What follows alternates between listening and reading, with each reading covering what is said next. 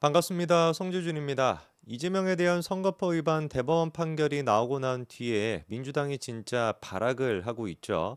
아예 그냥 이재명은 무죄다라고까지 주장하고 있고 사법부, 법치 뭐 그딴 게 뭐가 중요하냐? 우리가 그냥 우리 어떤 인민, 우리 어떤 그 개딸들 이 사람들의 의지, 일반 의지를 통해 가지고 법리 질서를 갖다가 무너뜨릴 수 있는 것이지.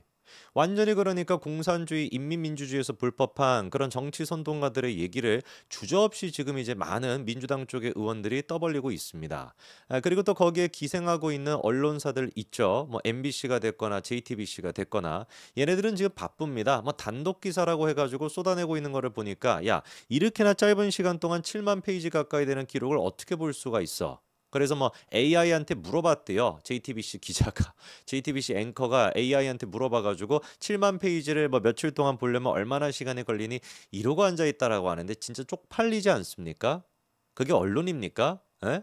아니 7만 페이지 가까이 되는 기록을 갖다가 그러면 그걸 한 장 한 장씩 다 읽어 봅니까? 관련돼 가지고 어떤 그 연구원들이 됐거나 관련된 내용들을 축약하고 그리고 또 그 7만 페이지 안에는 저기 뭡니까? 증거가 됐거나 증언이 됐거나 이런 것들에 대한 한마디로 얘기해서 그냥 쑥쑥쑥 넘어갈 수 있는 그런 내용들이 상당 부분 사실상 대부분을 그걸로 채워져 있는데 우리가 책을 7만 페이지 읽는 게 아니잖아요. 그딴 식으로 선동한다라 그래서 국민들이 넘어가겠습니까?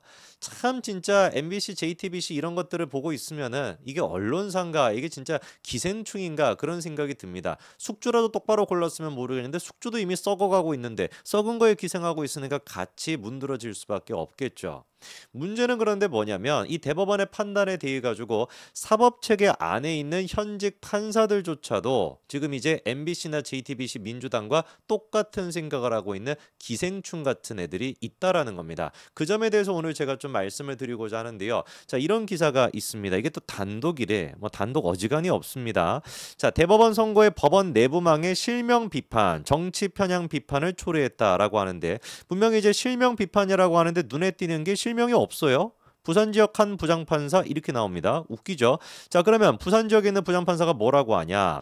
대법원은 최근 매우 이례적인 절차를 통해 항소심의 무죄 판단을 뒤집는 판결을 선고했다. 이러한 이례성은 결국 정치적으로 편향되었다는 비판을 초래할 수 있는 것이고 법원의 신뢰와 권위를 잠식하게 될 것이다. 사법부 내에서 이례적인 재판이 반복되고 이례성이 특정 집단이나 세력에게만 유리하도록 편향되게 작용하는 모습이 거듭된다면 일반인들은 더 이상 법원의 재판을 신뢰하지 않을 것이고 어쩌고저쩌고 있는데 이게 지금 이제 제가 말씀을 드리는 게 뇌가 좌뇌 우뇌가 있으면은 비유적으로 좌뇌 우뇌가 같이 움직여야 되는 것인데 이게 지금 좌만 움직이는 거예요. 이게 지금 부장판사라고 하는 분은 부산에서 제가 봤을 때 좌회전밖에 못 하실 것 같아요. 부산은 또 운전하기도 빡세다라고 하는데 좌회전만 해가지고 어떻게 살지는 모르겠지만 완전 마팅이가 있는 거 아니겠습니까? 왜?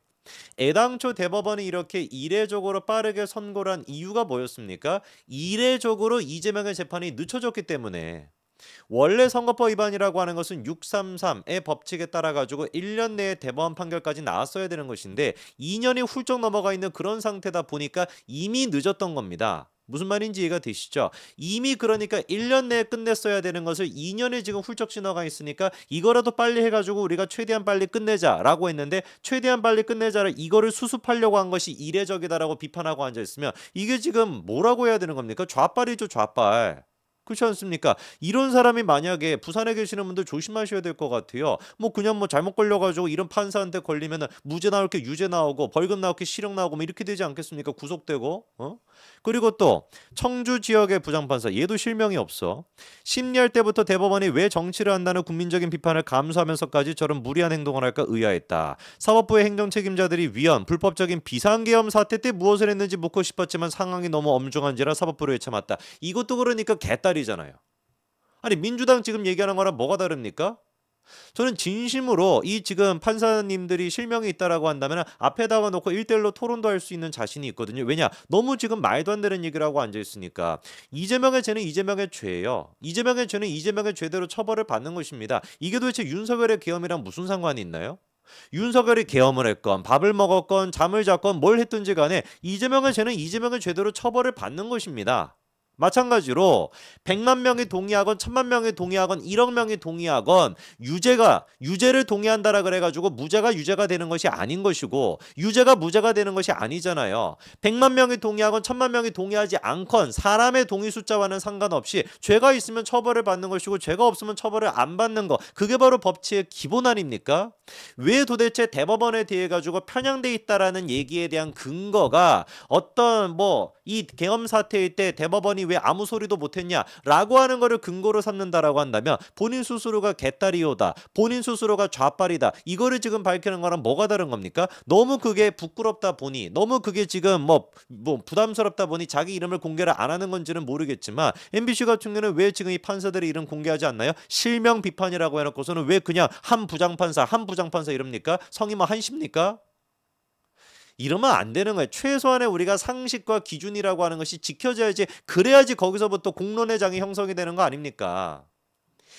일반적인 법조계의 상식을 갖고 있는 사람이라면 정당적인 이런 걸 다 떠나서 정파성을 떠나가지고 2심 재판부가 미쳤다라고 밖에 볼 수가 없습니다. 이번에 대법원 같은 경우 뭐라고 꾸짖었습니까? 잘못된 게 18번, 오해가 8번, 왜곡이 2번이다. 아예 그냥 왜곡이라는 말까지 들어가 있죠. 이거는 그냥 2심 판결 자체를 그냥 없애야 된다는 얘기랑 뭐가 다르겠습니까? 뭐라고 지금 얘기가 나와 있습니까?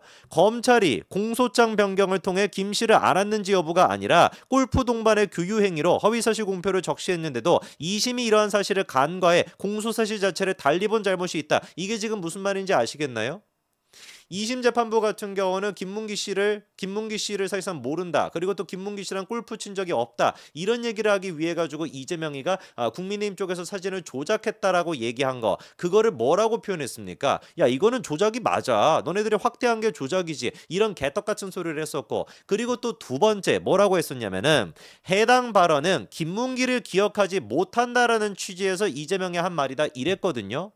애당초 그런데 이재명이가 사진이 조작이 된 것이다라고 했던 얘기는 이유가 뭐였던 겁니까? 골프를 같이 친 적이 없다. 이거를 보여주기 위해 가지고 국민의힘이 사진을 조작시켰다. 이 얘기를 했던 거였어요. 김문기 씨를 기억하지 못한다라는 건 상관이 없었던 겁니다. 그리고 아까 전에 대법원이 얘기를 했던 것처럼 검찰 또한 공소장을 바꿨단 말이에요.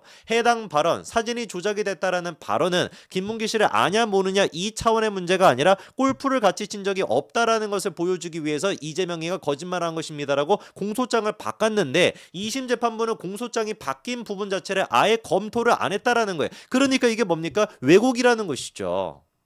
그것뿐만이었습니까? 대법원이 또 이렇게도 얘기합니다. 백현동 문제에 대해 가지고 이재명이가 의무 조항에 따르지 않으면 직무유기를 문제 삼겠다라는 협박, 이런 식으로 얘기를 했었는데 이거를 2심 재판부는 뭐라고 해석을 해버렸다라는 거예요. 국토부의 법률에 의한 요구로 발언의 의미를 왜곡해서 해석했다. 이재명이는 분명히 협박이라고 하는 식의 단어를 써서 그 의도가 명확하게 협박받았다라는 식으로 했는데 2심 재판부는 협박받았다라고 하는 말을 뭐로 이제 해석을 시켰다라는 겁니까? 법률에 의한 요구, 이런 식으로 중화시키고 완화를 시켰다라는 거예요. 왜 그래야 되는 것이죠? 이재명 본인 스스로가 협박을 받았소이다 라고 얘기했으면 협박을 받았냐 안 받았냐 이거에 따라 가지고 사실관계를 따지면 되는 것인데 2심 재판부가 지들이 뭐라고 이재명은 협박받았다라고 얘기했는데 그거를 국토부의 법률에 의한 요구, 이런 식으로 발언의 의미를 축소시키고 중화를 시켰냐 이겁니다. 이 부분에 대해서 대법원은 강하게 지금 질타하고 있죠. 뭐라고까지 얘기하고 있어요? 왜곡해서 해석했다, 이렇게까지 얘기합니다. 저는 제가 무슨 법률 전문가가 아니다 보니까 대법원이 원래 이런 식으로 파기환송을 할 때 2심 재판의 판결이 잘못됐다라고 할 때 이런 식의 어떤 강한 어조까지 쓰는지, 왜냐면 같은 지금 사법부 내인데 2심 재판부에도 너네 지금 왜곡했어, 그러니까 뭔가를 좀 오해했어라고 하는 말보다 왜곡했어라고 하는 말은 훨씬 더 심한 말 아니겠습니까? 그러니까 오해, 잘못, 왜곡 이렇게 되는 거잖아요. 근데 오해라고 하는 게 8번이나 지적을 했고 잘못됐다라는 게 18번이나 지적했고 왜곡됐다라는 게 2번이나 지적을 했습니다. 이렇게나 강하게 질타하는 경우가 있나 싶었는데 법조인이 뭐라고 합니까? 대법원이 왜곡이라는 표현까지 쓴 것은 2심 해석이 단순한 실수나 1심과의 견해 차이가 아니라 무죄 판결을 주려는 의도에 기반했다라고 본 것 같다. 잘못이나 법리 오해와는 차원이 다른 문제다. 2심 재판부가 심각하게 받아들여야 될 부분이다. 대법원이 왜곡이라는 표현까지 쓴 거는 뭐라는 거야? 야, 2심 너네 지금 정신 나갔냐? 이재명한테 무죄 주겠다라는 생각을 기반으로 하고 짜맞춘 거 아니냐? 이렇게까지 대법원이 보고 있었다라는 것이죠. 대한민국의 사법부가 어쩌다가 이 모양 이 꼴이 됐을까요?